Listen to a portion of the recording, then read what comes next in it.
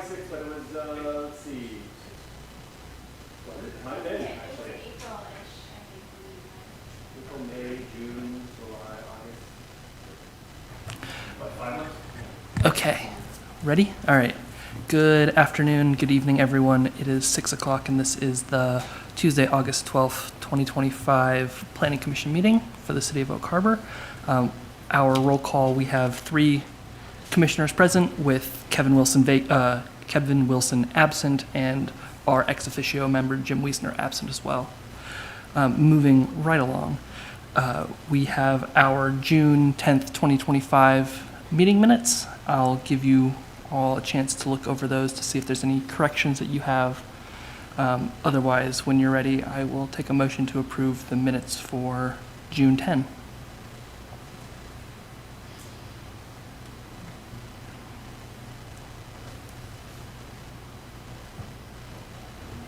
I make a motion to approve the minutes from June 10th as written.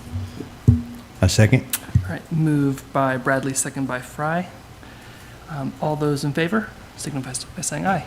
Aye. Motion passes. All right, moving right along. This is our time for public comment. So during this time, citizens may comment on subjects of interest on the agenda or not on the agenda. To ensure your comments are recorded properly, please state your name clearly into a microphone.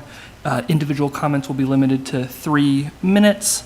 And if you want to submit comments in advance, you can go to www.oakharbor.gov/public comment, and they'll be displayed as we get into those written comments. Do we want to start with? We'll start with our public comments that were received. We had a few, and they're on the screen, and we will look at those now.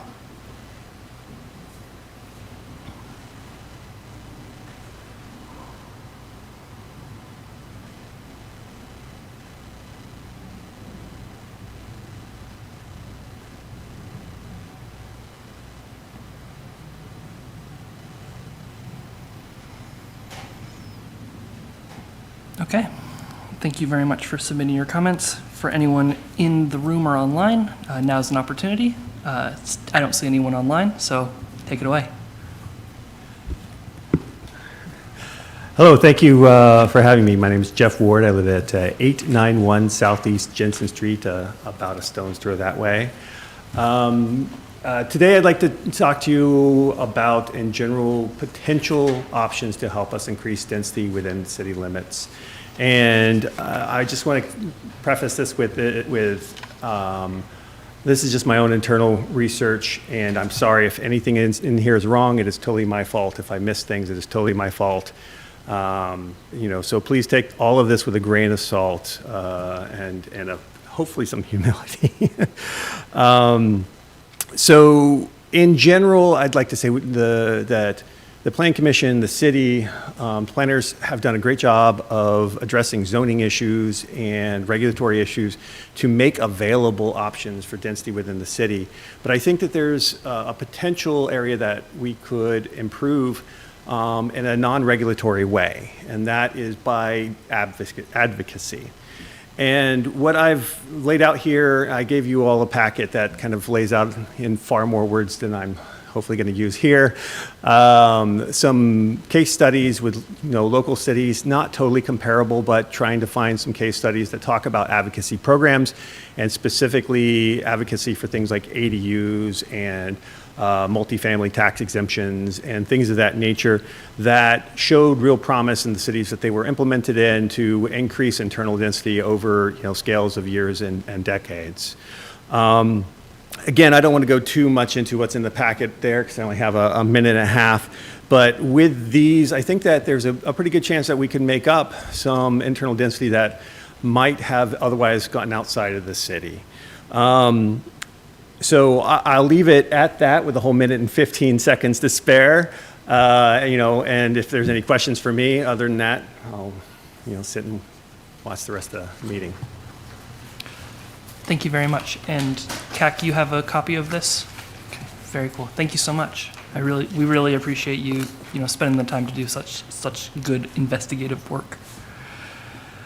Okay, so with that, I think not seeing anybody else online or in the room, going once, going twice, 3 times, we'll move away from public comment. Thank you all for your participation.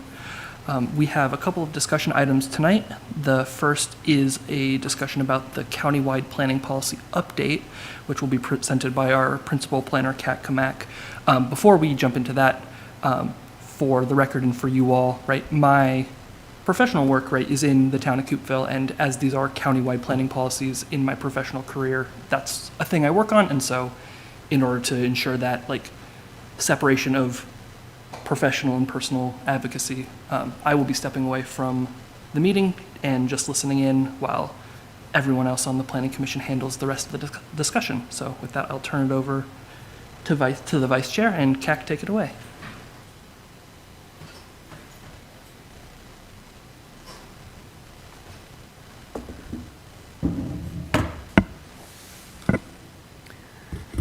Good evening, Kat Kamak, Principal Planner.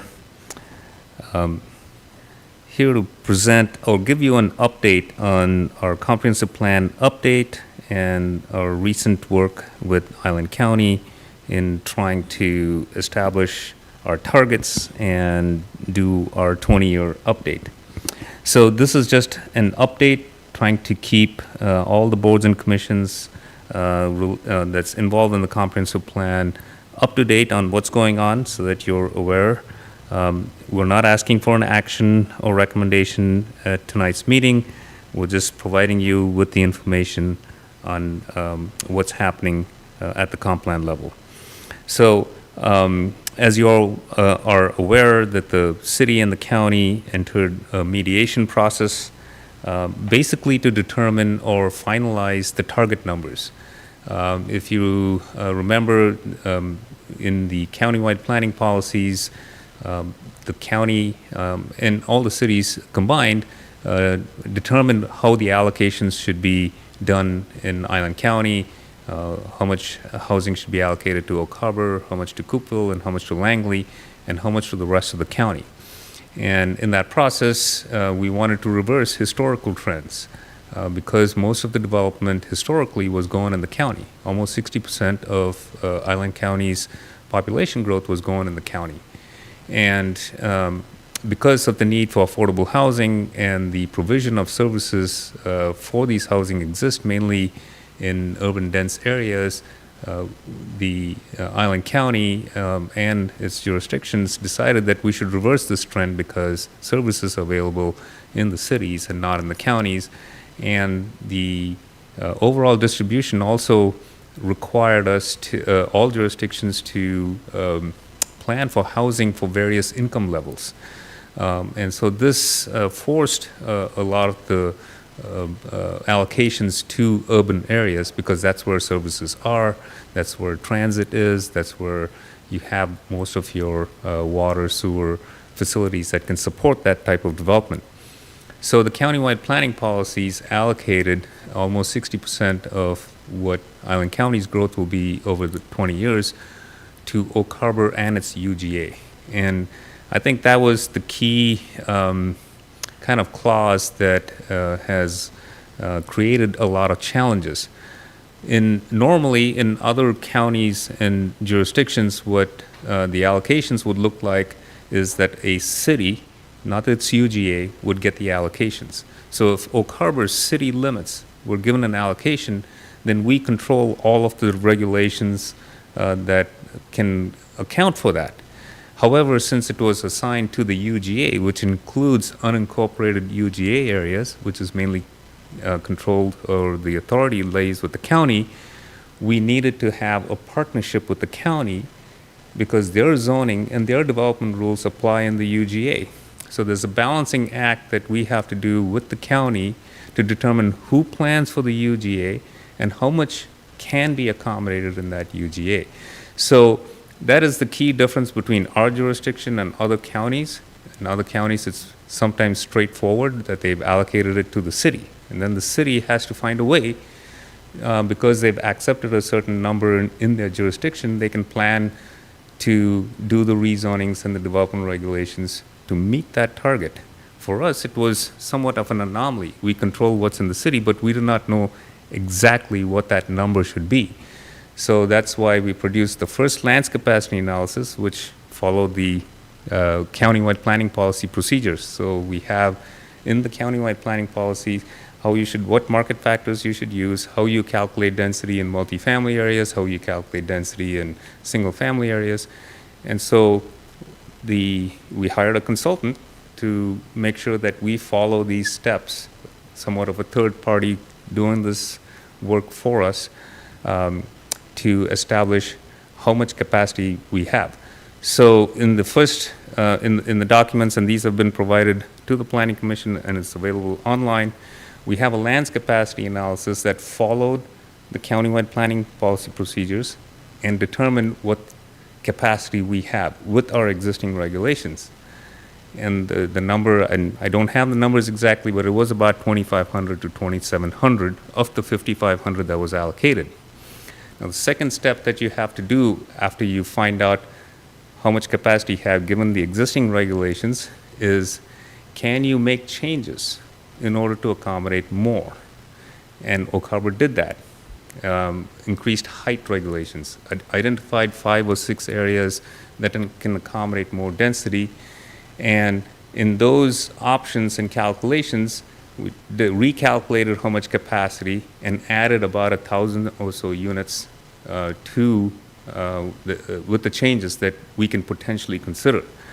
So those are the land use options memo. So we have the lands capacity analysis memo, and then we have a land use options memo. Both of these documents are online and have been provided to the commission.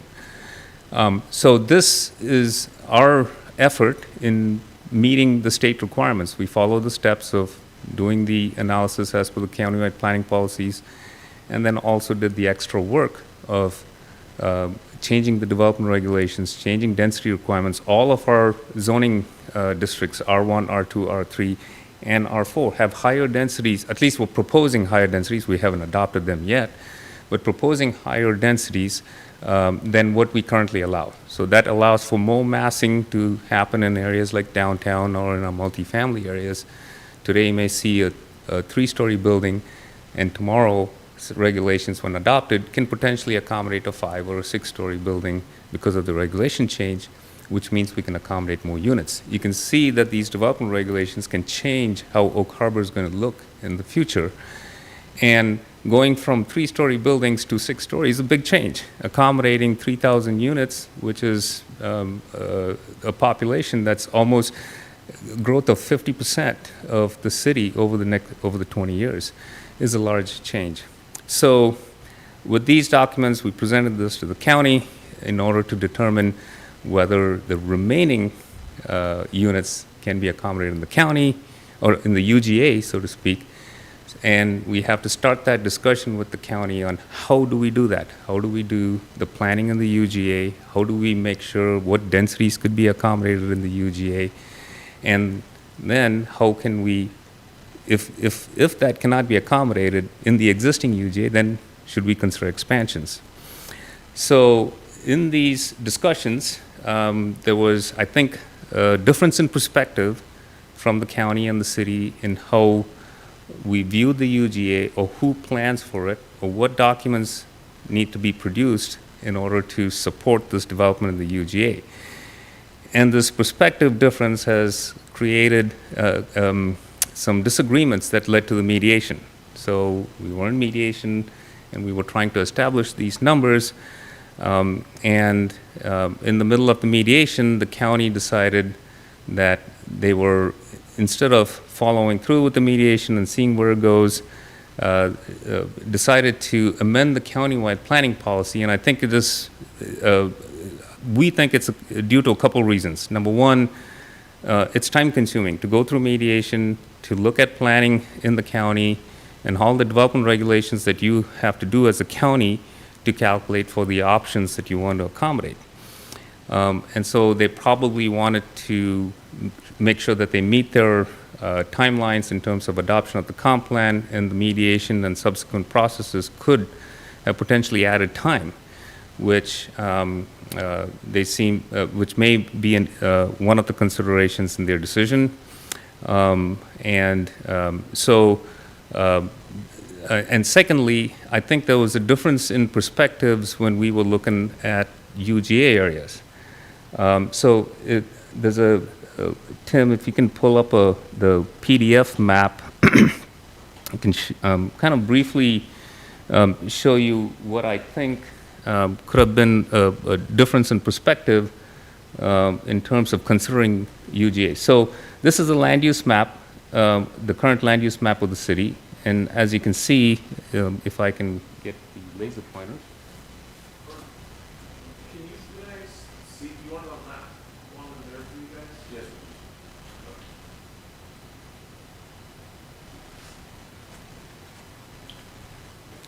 All right.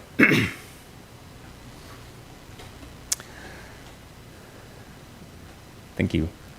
All right, so this is the existing land use map for the city, and the land use map for the city is different from the zoning map of the city. The zoning is a more implementation tool, and it applies only to the city. So if you look at a city zoning map, you will see colors only for the city limits, and the areas that are in the UGA, not inside the city, will not have any colors, because the city has only zoning authority for inside the city limits. Land use is a kind of umbrella designation, which we use for planning purposes. So, for example, all the yellow areas is designated as low-density residential. These low-density residential umbrella can incorporates 3 zoning districts, R1, R2, and R3.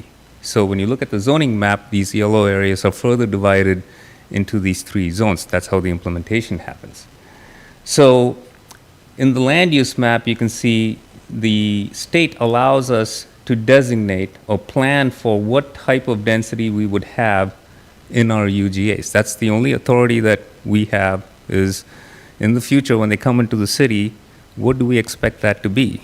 And we do that by designating a land use designation. That's the only authority we have in the city to plan for outside of the UGA. And of course, with this designation, we can then plan for infrastructure. So that's a requirement of the state. So when we look at a water system plan and a sewer system plan, and we do the planning, when we're sizing, let's say, a sewer line along Swantown, we make sure that that size is adequate to serve the UGA. So our current infrastructure plan has options on how to serve the land in the existing UGA. So our utility plans take into account for that.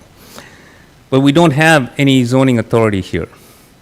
So our UGA, our existing UGA, which is all of these areas, the pocket areas and these outside areas, are categorized by 2 types of development. One is they are already developed. You can see all the Hillcrest properties, all the islands already have single-family development. Now, the city doesn't view these areas as growth potential areas, because how much units can you accommodate in them, even if they're annexed into the city? They don't have infrastructure. They don't have city infrastructure. And it's very expensive and very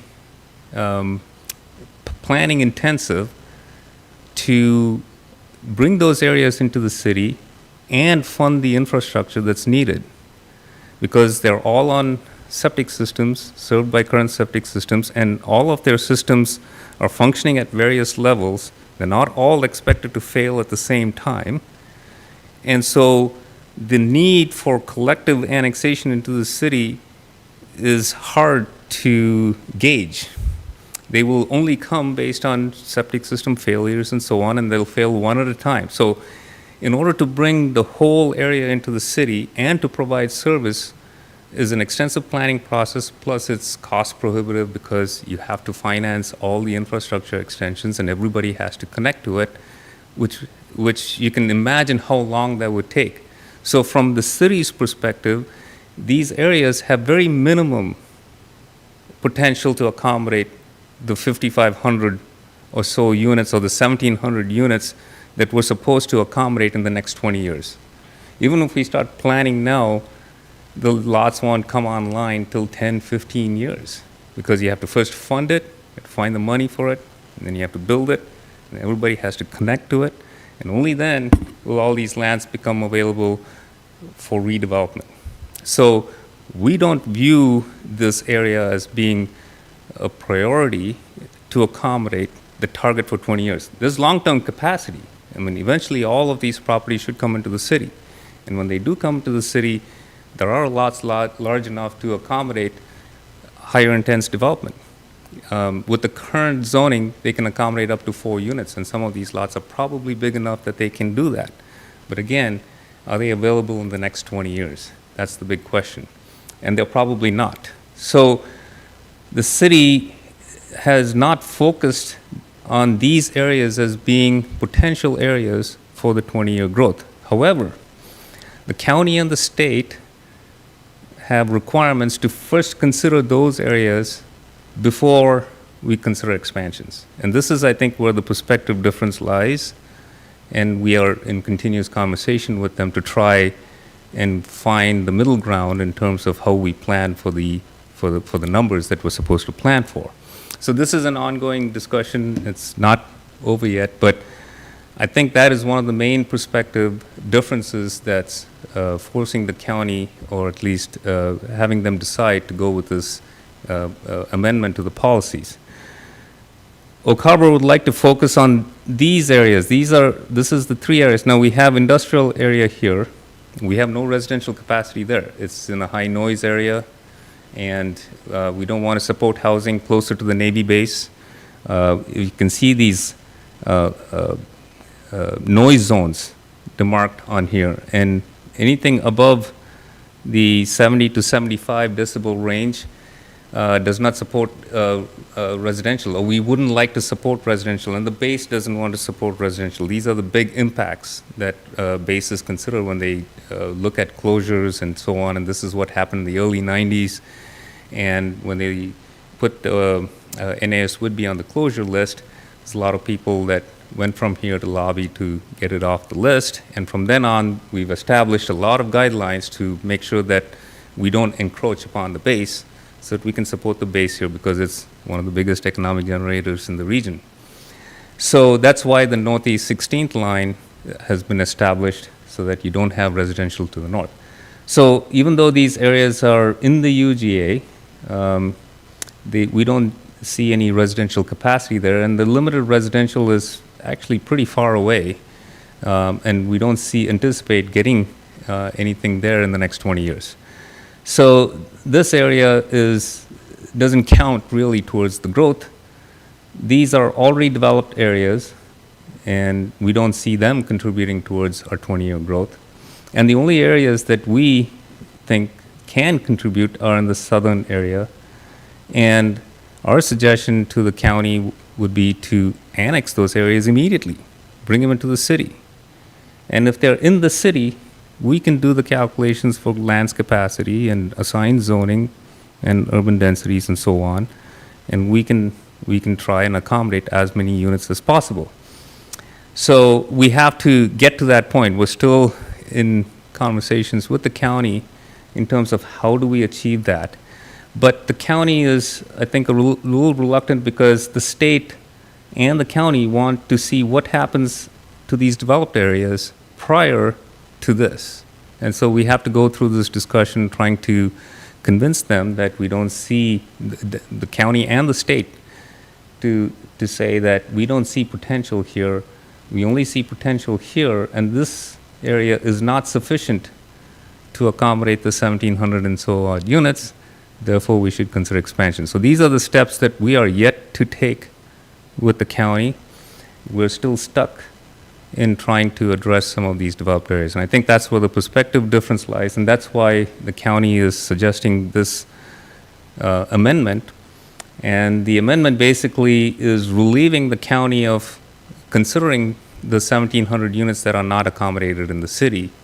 And we feel that that we should, we have a number right now. We have a sort of puzzle in front of us right now that we're all working on. And this is the best time to do it. If we take this number out, then there's no incentive to do it after the planning period. And by the time the next update cycle comes around, we would have already lost ground in terms of trying to provide affordable housing, and we'll be playing catching up. We'll be behind in all our planning efforts. And trying to just adjust the numbers so that you don't have to plan for it actually doesn't serve affordability or for the provision of various types of housing in the Okaba UGA. So this is just our first take on what the county is suggesting. These haven't gone formally in front of the county commission. The process by which a countywide planning policy amendment is made is the county would first propose the changes, and then they would take action at the commission level, and then every jurisdiction, Okaba, Coopville, and Langley, has to ratify this countywide planning policy, and we're not there yet.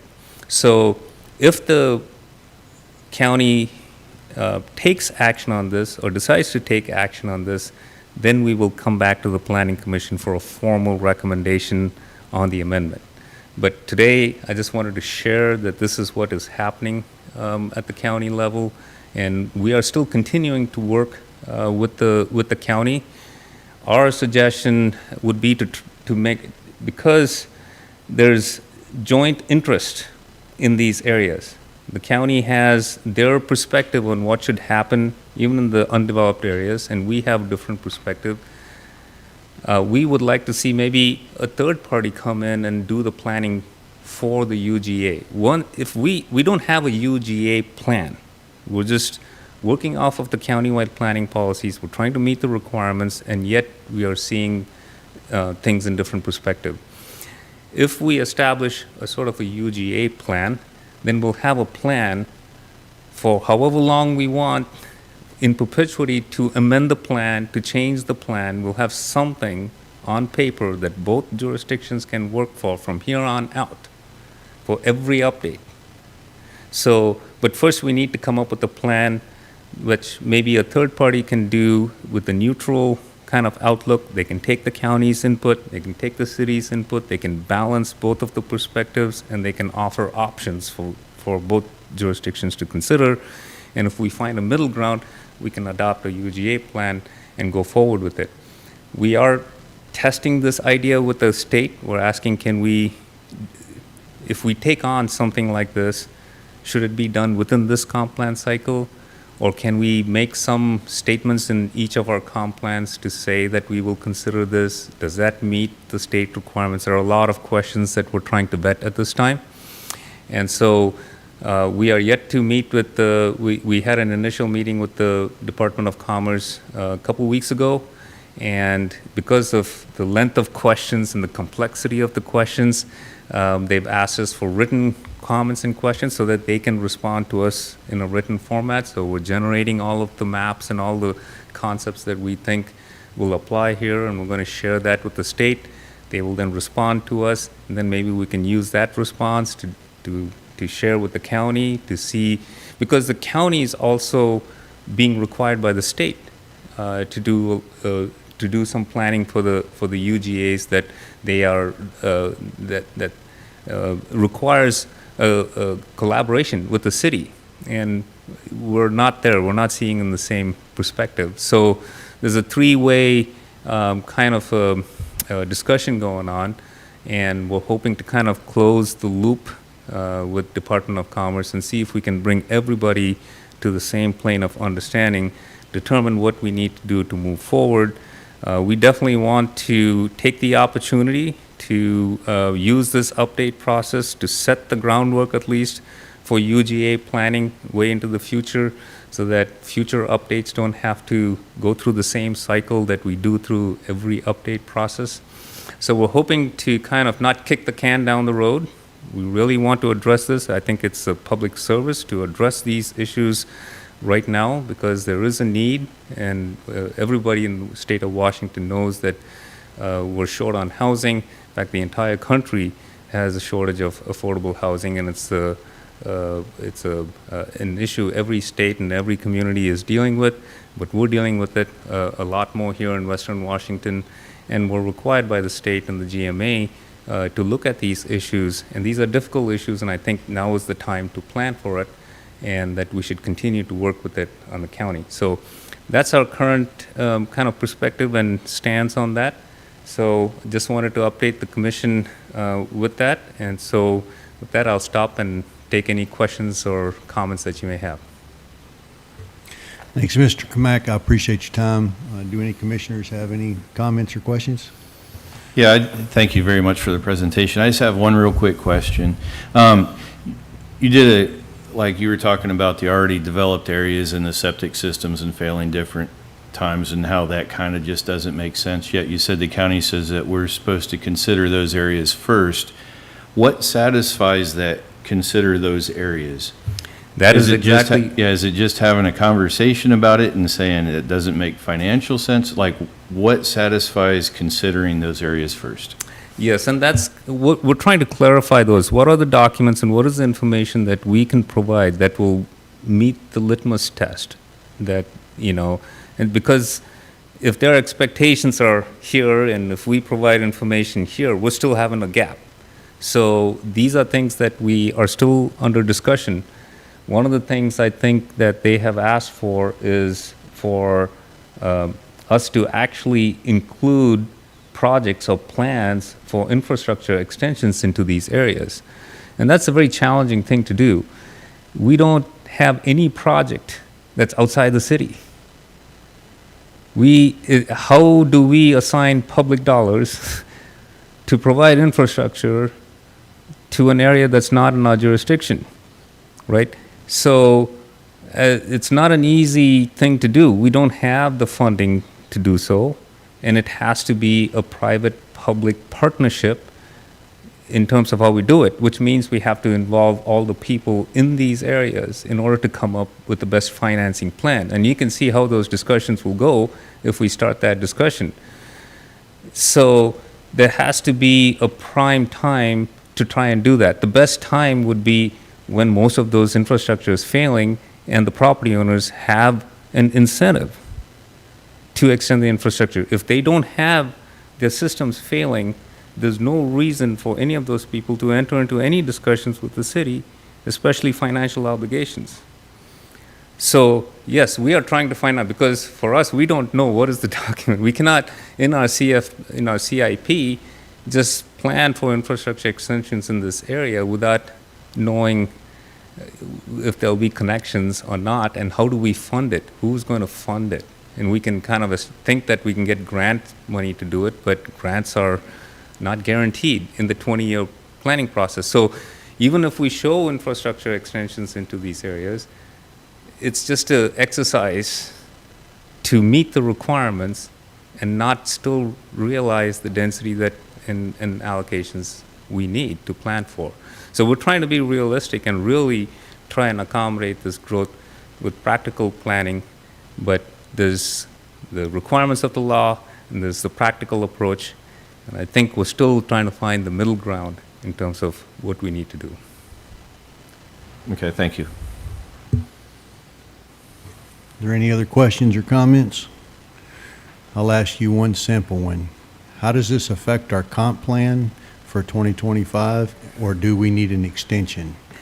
Good question, and I was going to finish my talk today on what's coming up. So we are going to move ahead with our comprehensive plan policy analysis. So we have several elements. I want to say 12 to 13 elements in our comprehensive plan.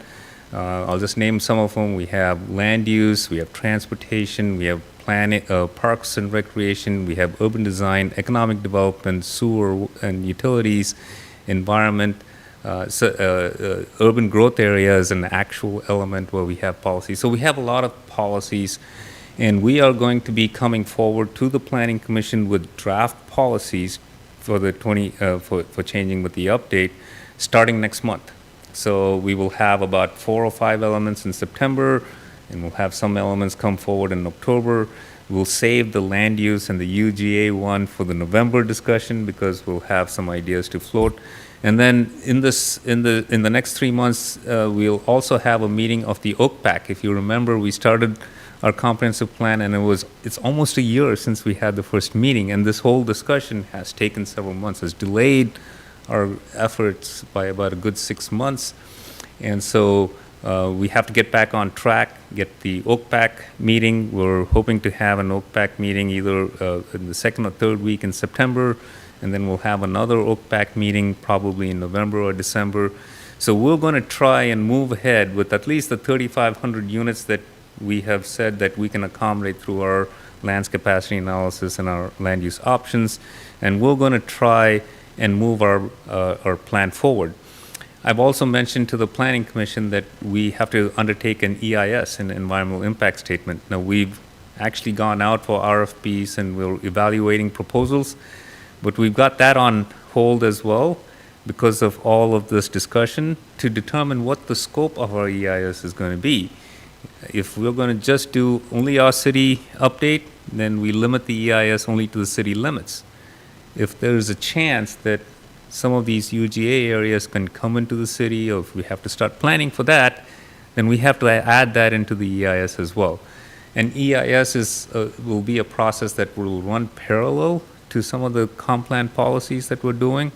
So we do anticipate if we take on the EIS that we will need an extension. We will go into June of 2026. So already with our current schedule, I think we'll bleed into 2026 a little bit. But we believe that good planning supersedes just meeting deadlines. We don't want to sacrifice good planning and good public service just to make sure that we meet the deadline, because 2 or 3 months delay does not actually impact very much the city's ability to continue doing its effort. The issues that can come are pretty much related to grant dollars that mostly the Department of Commerce or the state agencies will have. Unless we are very dependent on getting some grant money in that first 3 to 6 months, I think we can accommodate a slight delay as long as there's the public benefit and public service that comes out of that is much more beneficial. Perfect, thank you. No other comments or questions? Once, twice, sold. At this time, I'd like to ask Chairman Egelbrick to please join us back up on the dais. I'll turn it back over to him at this time. Thank you. Thank you. Thank you, Keck. Okay, so moving on to our next discussion item is our department update, which, Keck, I'm told that you will be introducing as well. Yes, this is the our department report, the update on what the planning commission has taken actions on.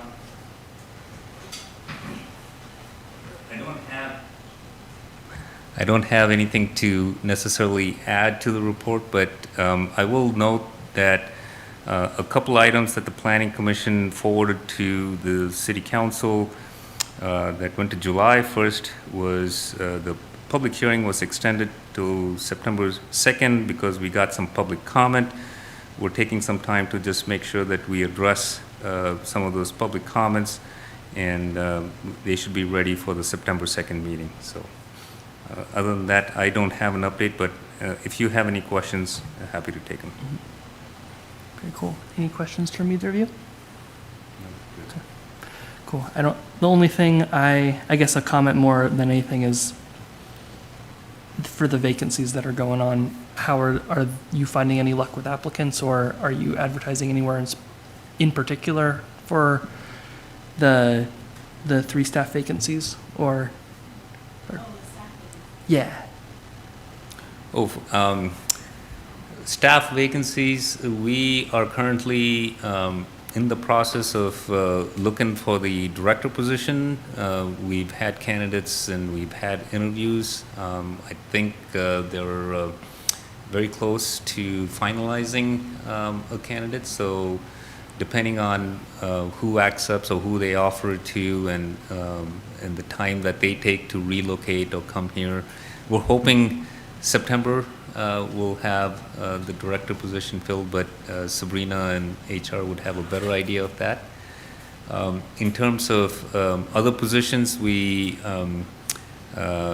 also had Nolan Grunska, who was our associate planner, leave, and we are actually going to wait till we have a director on board before we go out for that position. So that'll be probably a couple months more before we have that position. Thank you. Very good. Okay. Any last questions? Cool. All right. So with that, that's the rest of our discussion items. So we'll move on to member comments. If either of you have anything in particular you'd like to say, go for it. Yeah, thank you, Mr. Chairman. I just want to take this time to extend out to the public that the Planning Commission is volunteers. We're all volunteers here. And we have 3 vacant seats. And you can gain a lot of information from this Planning Commission. Your voice can be heard. You can provide input for what you feel the public needs. And also by paying attention to the comments from the public and discussing topics with the public, you're their voice. And if you ever wanted to get into the public services, this is a great place to start. And we are looking for people to fill these seats. As you can tell, there's 3 of us here tonight. There's 4 of us, and if one of us would have called out, it would have been postponed, so, because we wouldn't have had a quorum. But I encourage you to get involved because it's beneficial for the public, for more voices and more minds to be thoughtful on the processes that go on. We can't think of everything, but we try our hardest to make sure that we think of everything that the public might come up with so that we can help the planners provide the best quality product available to the public and the citizens of Oak Harbor. So I'm going to stop there, but if you're interested, please go to the city website. There you can upload your resume and apply there, and you don't need a degree. Just have a heart and a mind that is wanting to make Oak Harbor a better place. With that, Mr. Chairman, thank you. Thank you. Anything from you? All right. Well, that's about it for us. So our next scheduled meeting will be September 9th, 2025, same place, same time. And with that, I will take a motion to adjourn. Make a motion, we adjourn the meeting. Thank you. I second. Moved by Fry, second by Bradley. All those in favor signify by saying aye.